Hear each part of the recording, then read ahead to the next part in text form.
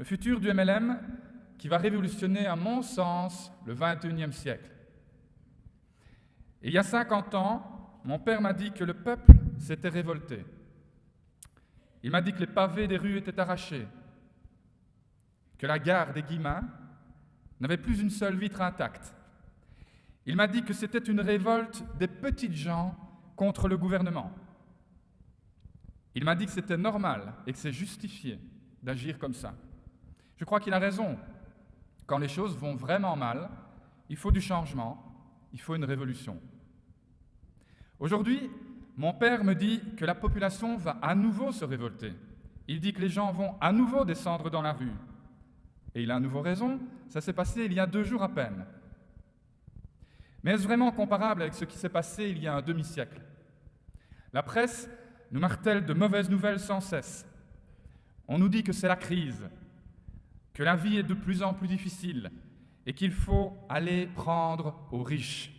On nous dit que c'est normal. Pourtant, les galeries commerciales sont bondées et les riches n'y sont pas. Les compagnies low cost n'en finissent plus de se développer et pourtant, les riches voyagent en jet privé. Les voitures, vous vous souvenez des voitures construites en 2004? Elles sont devenues rares aujourd'hui. Pourtant, elles avaient l'ABS, le GPS, la climatisation, le cuir ou l'alcantara, toute une série de gadgets électroniques bien utiles et fonctionnels.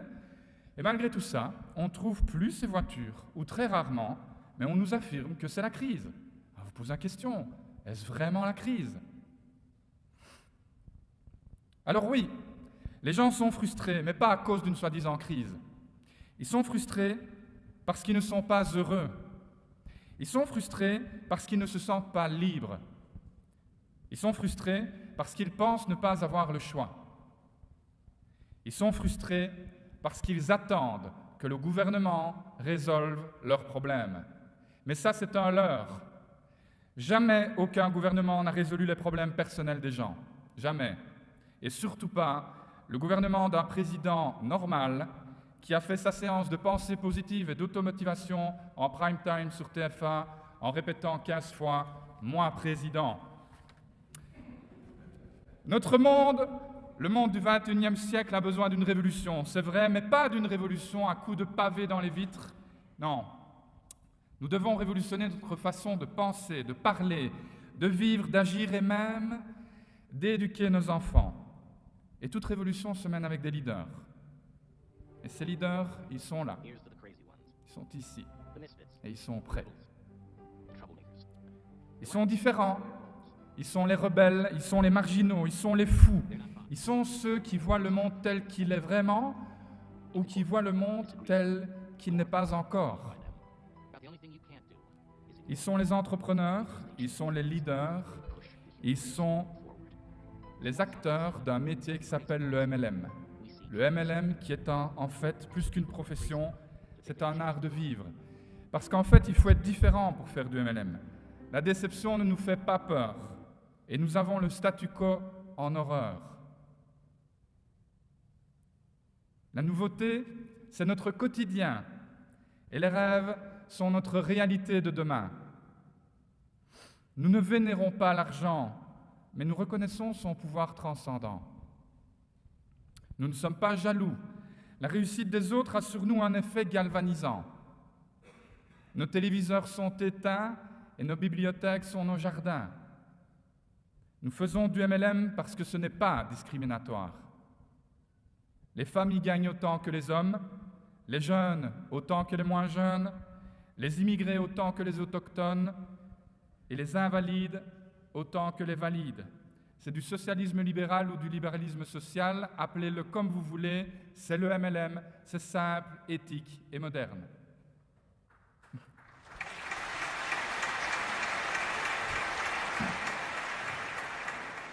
Nous nous enrichissons des différences et nous augmentons nos compétences. Mais nous avons un problème. Nous sommes incompris. Et ce problème, nous en sommes à la fois la cause et le remède. Nous devons élever la barre. Nous devons donner au MLM ses lettres de noblesse. Et c'est possible. Et nous allons y arriver. Bientôt, les économistes et les politiciens vont nous découvrir et le monde va s'étonner.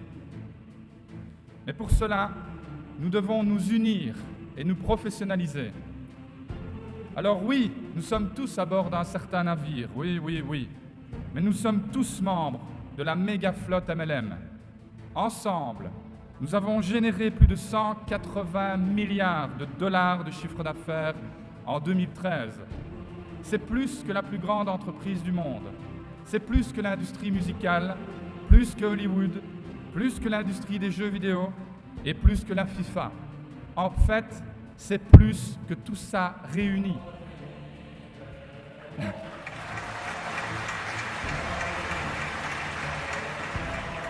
Et voilà ce que nous allons faire, ce que je vous propose de faire. Nous allons envoyer un message au monde et nous allons viser le sommet. Nous allons créer les solutions. Nous allons nous remettre en question et nous allons nous mettre en action. Et oui, nous atteindrons le sommet. Nous n'envisageons pas d'autre alternative. C'est le sommet et uniquement le sommet. Un jour, des leaders MLM siégeront au Parlement. Nous allons au sommet. Ils peuvent se moquer de nous. Je vous pose la question, où allons-nous? Au sommet. Ils peuvent douter de nous. Je vous pose la question, où allons-nous? Ils peuvent nous prendre pour des fous. Où allons-nous? Et vous savez pourquoi nous allons au sommet?